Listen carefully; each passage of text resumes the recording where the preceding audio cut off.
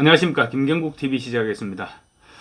민주당에서 지금 공천 과정에서 비명계를 축출하려는 친명계의 공격 지금 절정으로 치닫고 있죠. 그 와중에 이재명 당대표실이 비명계의 공격에 가담하고 있었다. 그런 증거가 드러나서 지금 논란이 되고 있습니다.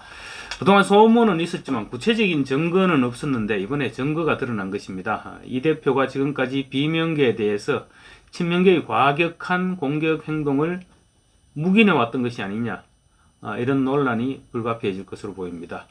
민주당 혁신행동은 강성 친명원의 조직입니다. 비명계를 공개 비판하는 등 공격의 선봉에서 왔죠. 이 조직이 이재명 대표실과 협업했다, 이런 정황이 이번에 포착된 것입니다. 입으로는 공정한 공천을 하고 있다고 계속 강조해왔던 이재명 대표가 실제로는 앞장서서 친명 챙기기를 해온 것이 아니냐, 이런 의혹을 제기해도 할 말이 없게 된 그런 국면입니다. 오늘 중앙일보의 사진과 함께 기사가 보도됐는데요. 국회 본청에 가면 1층에 택배물을 보관하는 방이 있습니다.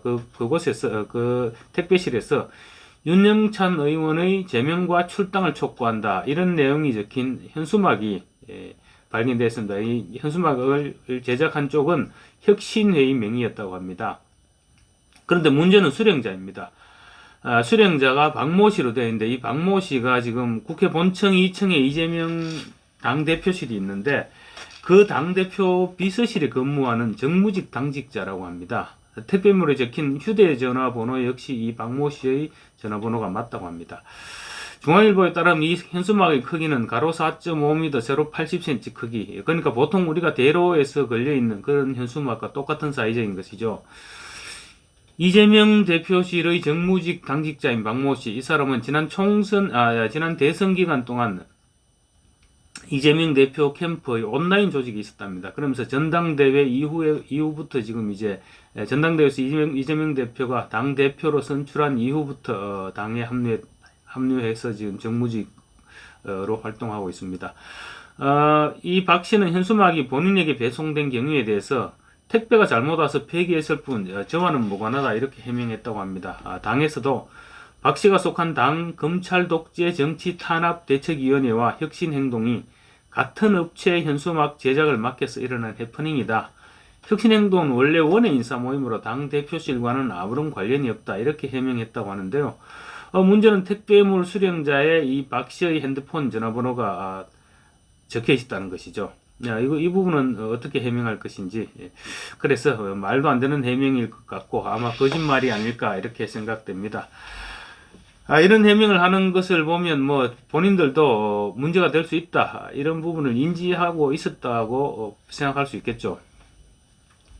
민주당 혁신행동은 멤버들이 굉장히 짱짱합니다. 말썽을 워낙 많이 부렸기 때문에 대충 이름을 들으면 아마 알만한 사람들입니다. 우선 이번에 지난번 최강욱 의원의 암컷 발언, 그때 당시 암컷 발언을 옹호했던 남영희 전 민주연구원 부원장, 옹호하다가 민주연구원 부원장을 사퇴했죠. 그래서 전 부원장입니다. 그리고 성희롱 발언에 이어 2차 가해 논란까지 일으킨 현근택 민주연구원 부원장, 또 천안함 함장이 부하들을 수장시켰다, 이런 발언을 해서 굉장히 논란이 됐었죠. 그때 조상호 당법률위원회 부원장, 그리고 박진영 전 상근 부대변인, 이런 모두 친명계 인사가 작년 5월에 발족시킨 조직입니다.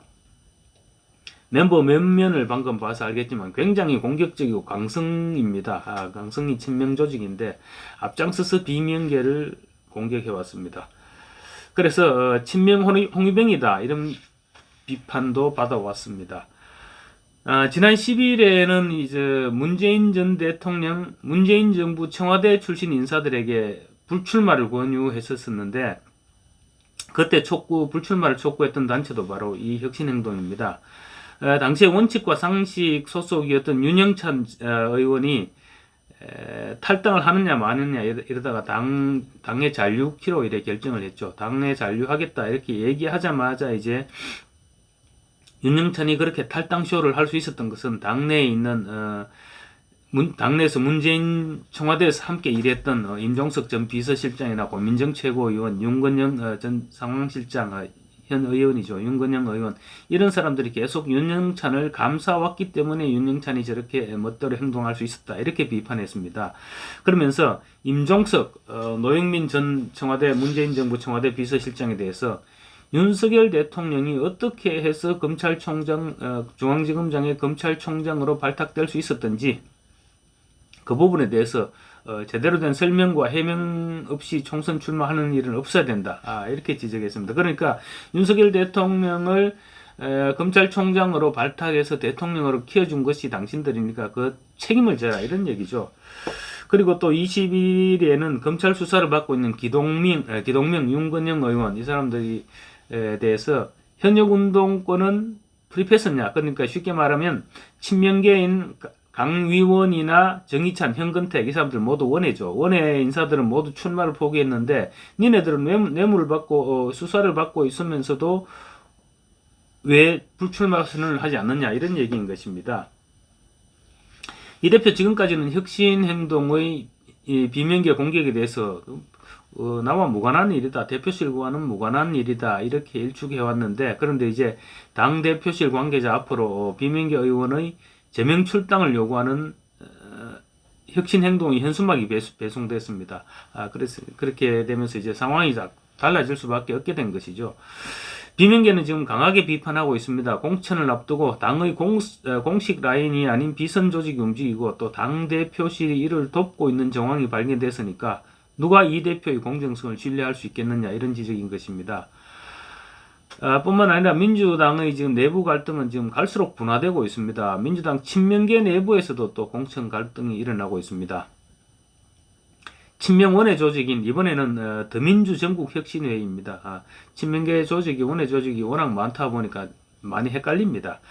이 혁신회의가 친명 핵심인 조정식 당 사무총장에 대해서 불출마를 압박하고 나섰습니다. 임혁백 민주당 공천관리위원장이 중진들을 겨냥해서 이런 말을 했죠. 후진에게 길을 열어주는 것이 좋지 않겠느냐는 여론이 있다라는 것도 알고 있다. 멈출 때를 알면 위태롭지 아니하다. 이렇게 말했거든요. 그러니까 이 임혁백 위원장의 이 같은 말을 빌미로 친명 핵심인 조정식 사무총장이 모범을 보여라. 이런 얘기입니다. 혁신회의는 가장 중요한 당무를 책임지는 당 사무총장부터 물꼬를 터달라 이렇게 주문했습니다.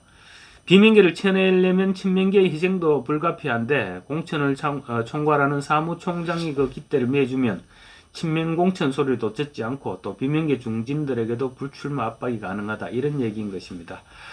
문제는 조정식 사무총장은 친명으로 분류되기는 하지만 원래는 이해찬 전 대표계로 분류되는 사람입니다. 그래서 쉽게 얘기하면 친명 선고로는 아니라는 것이죠. 민주당 내에서 더민주혁신회의로 대표되는 성남파 그리고 이해찬계로 대표되는 조정식 사무총장 간에 알력이 꾸준히 있어 왔다고 합니다. 그런데 이제 이번에 강의원, 현근택 이런 친명계 원외 인사들만 희생되자 이 공천심사 총괄을 조정식 사무총장이 하고 있으니까 그런 거죠. 자기들 원외 인사들이 희생되니까 성남파의 불만이 폭발했고 결국은 조정식 사무총장으로 화살이 돌아갔다 이런 얘기입니다.